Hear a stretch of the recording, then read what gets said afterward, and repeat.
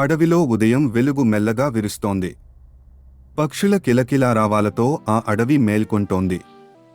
ఒక చిన్న కోతి తన చిన్న బ్యాగ్ వేసుకుని స్కూల్కి రెడీ అవుతోంది. ఆనందంగా బయటకు పరిగెత్తుతూ, నాన్నా, నేను స్కూల్కి వెళ్తున్నా అని అరిచింది. ఆ పెద్ద కోతి తన కొడుకును ప్రేమగా దగ్గరకు పిలిచింది. రా నాన్నా. ఒక్క నిమిషం. తన జేబులో నుంచి ఒక చిన్న నాణెం తీసి అతని చేతిలో పెట్టింది. నేను నీకు ప్రతిరోజూ కొంత డబ్బు ఇస్తాను. కానీ ఒకటి గుర్తుంచుకో, ఈ డబ్బులో కొంచెం తప్పక సేవ్ చేయాలి.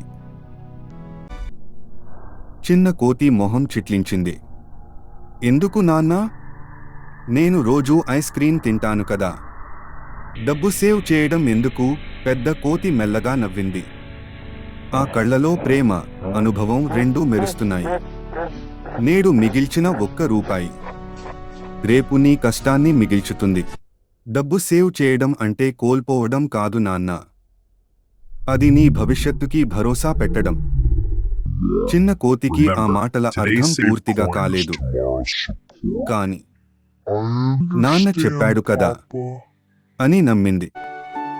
ఆ రోజు నుంచి ప్రతిరోజు కొంచెం డబ్బు తన చిన్న పిగ్గీ బ్యాంక్లో వేయడం ప్రారంభించింది.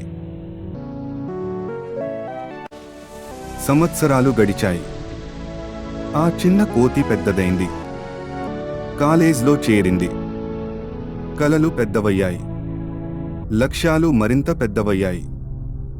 ఒకరోజు అకస్మాత్తుగా ఒక సమస్య వచ్చింది. కాలేజ్ ఎగ్జామ్ ఫీజు కట్టాలి.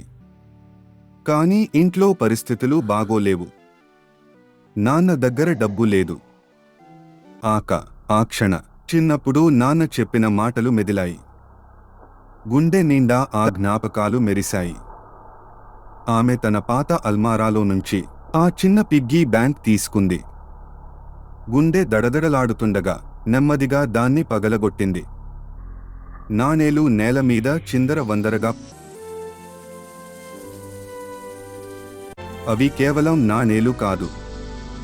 అవి నాన్న ప్రేమ. ఆ డబ్బుతో ఆమె తన ఎగ్జామ్ ఫీజు కట్టింది.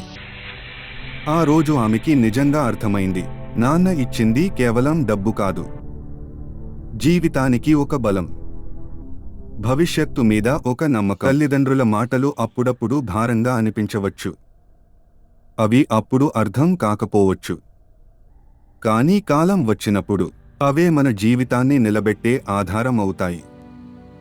సేవ్ చేసిన ప్రతి చిన్న నాణెం ఒకరోజు మన గౌరవాన్ని, మన భవిష్యత్తును కాపాడుతుంది.